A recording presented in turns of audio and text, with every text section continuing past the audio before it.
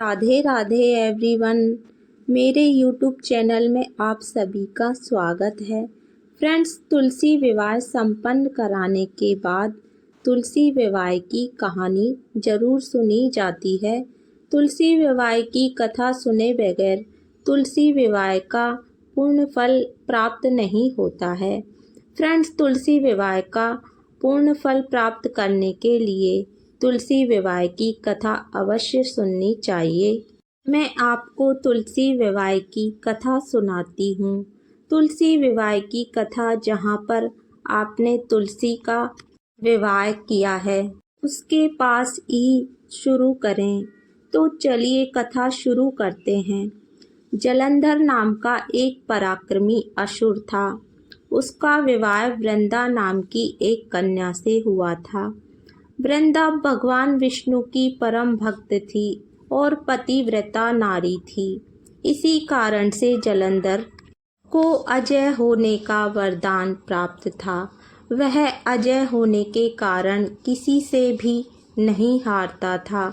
अजय होने के वरदान के कारण जलंधर को अभिमान आ गया था और वह स्वर्ग की कन्याओं को परेशान करने लगा था।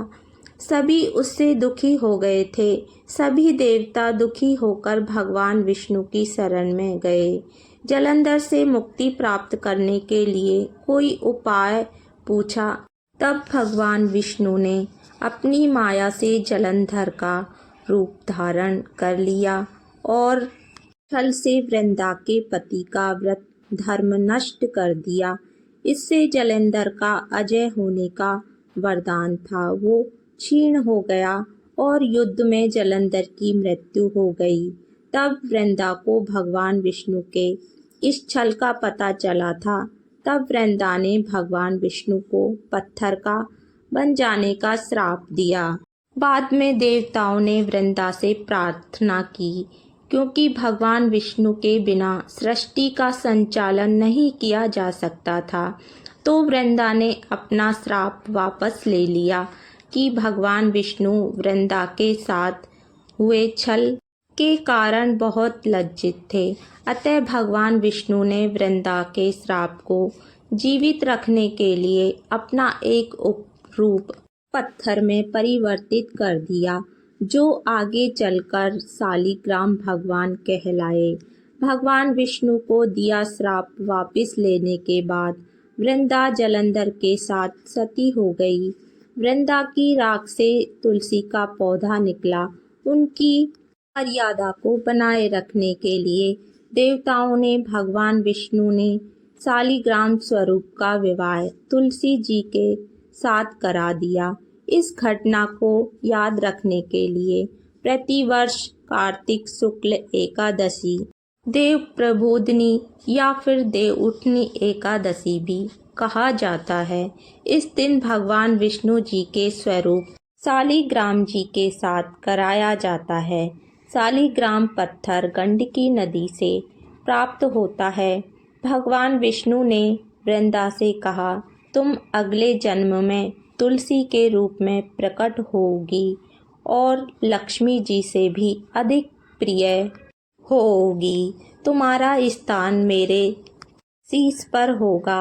बिना तुम्हारे भोजन भी ग्रहण नहीं करूँगा।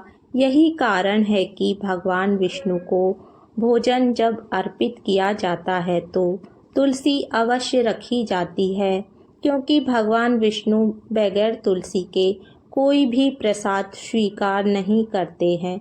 भगवान विष्णु को रविवार का दिन अति प्रिय होता है। इस दिन तुलसी माता भक्ति में लीन रहती है। उनकी भक्ति में विघ्नता ना पड़े, इस कारण से रविवार के दिन ना तो तुलसी जी को स्पर्श किया जाता है और ना ही तुलसी जी में जल सींचा जाता है। शालिग्राम भगवान को तुलसी जी से अलग नहीं किया जाता है। शालिग्राम भगवान वैसे तो तुलसी जी में ही विराजमान रहते हैं। अगर शालिग्राम भगवान को आप मंदिर में विराजमान करते हैं तो तुलसी उनके पास अवश्य रखिए, क्योंकि शालिग्राम भगवान एक पल भी तुलसी जी से अलग रहना नहीं सहन कर सकते हैं। तुलसी दल उनके पास अवश्य रखना चाहिए। तो फ्रेंड्स, ये थी तुलसी विवाह की कथा। अगर आप तुलसी विवाह कर रहे हैं या ना भी कर रहे हैं तो तुलसी विवाह के दिन तुलसी विवाह की कथा अवश्य सुनें।